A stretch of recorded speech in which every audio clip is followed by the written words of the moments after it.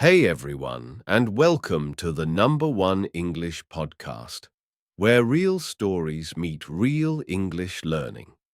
I'm Jake, and whether you're driving to work, chilling at home, or taking a walk, we're glad you're joining us. And I'm Emma. Every episode, we chat with language learners from around the world. We talk about the wins, the roadblocks, and the tools that actually make a difference. Because let's be honest, learning English is way more than grammar drills and word lists.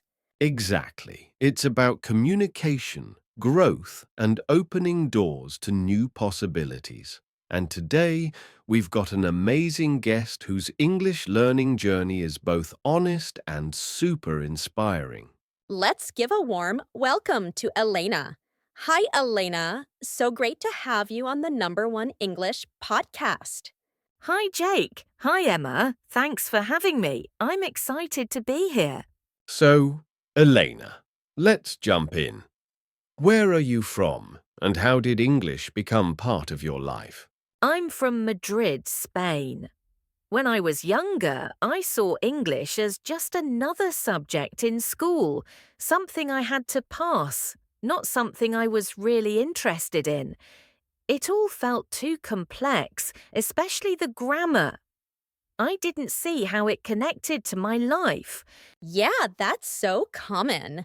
So, what made you see it differently? I slowly started noticing how much English was around me. Music, movies, even YouTube comments. I felt like I was missing out. But the big wake-up call came when I visited Dublin with some friends. I couldn't express myself, and I felt completely out of place. That trip made me realize I had to get serious about learning. That sounds like a powerful moment. It really was. When I came back home, I knew I needed a new approach. I couldn't just study rules. I had to find a way to connect with the language. So, what did you do? I started immersing myself in English, watching my favorite shows in English with subtitles, then switching to English subtitles, and finally turning them off completely. It was hard. Sometimes I'd rewind a scene 3 times and still not catch it all. But I kept going. Persistence pays off. Did you do anything else? Yes. I listened to songs in English and tried to sing along.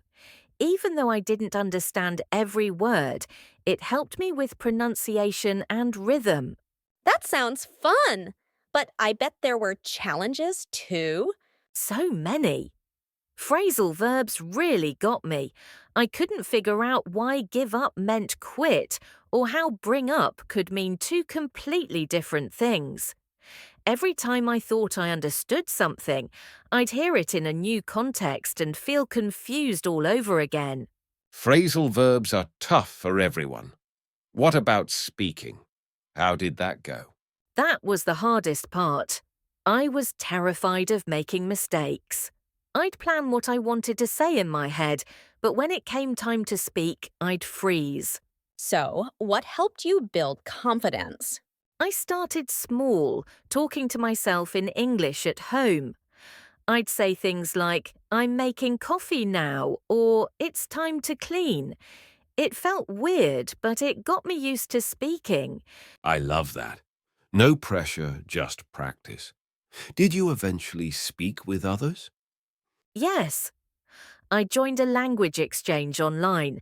At first, I was nervous people would judge me, but everyone was kind and patient.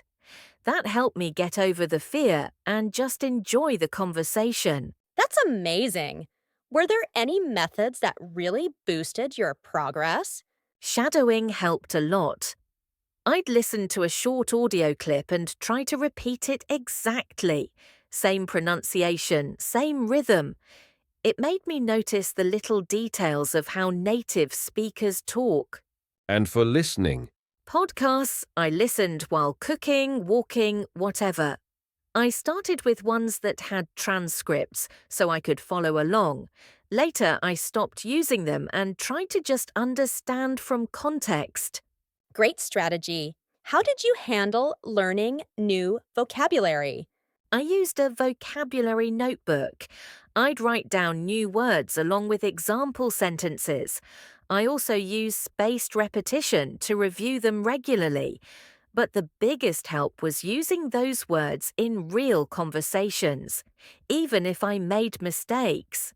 That's the key, using what you learn. Any favorite tools or resources? Yes, the Anki app for flashcards was amazing. And YouTube, I followed channels that focused on natural, everyday English. I also subscribed to English newsletters and blogs to read more regularly. You really built your own English environment. What's your learning focus now? Now I'm working on idioms and cultural references. I want to sound more natural and fluent. I also joined a book club in English. It's fun, and it helps me keep learning through real conversation. That's awesome. Before we finish, what advice would you give to English learners listening to the Number One English podcast?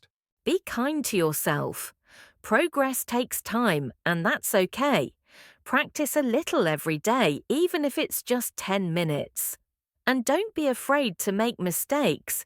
They're how you grow. Also, try to make learning enjoyable. If you like music, use it. If you like chatting, find someone to practice with. Make English part of your life. Such solid advice. Elena, thank you so much for joining us today. Yeah, your story has been so encouraging. And to our listeners, don't stop here. Keep going, keep practicing, and we'll see you next time on the Number One English podcast.